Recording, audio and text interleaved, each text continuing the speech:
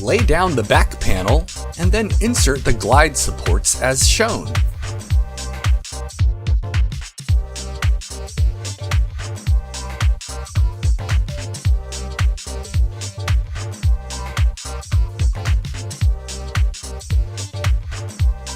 Fasten the plastic glide supports to the back panel using the 5/8" wood screws that are included in the box containing the glides.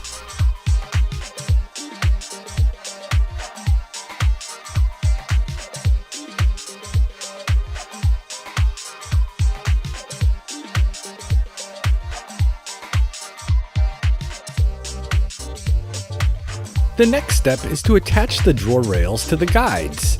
Here's a close-up of how they'll look when they connect to each other.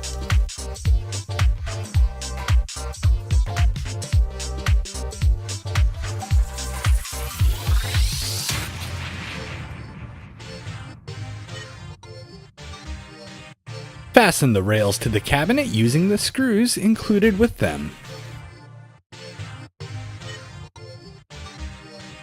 Now, set the drawers on the guides.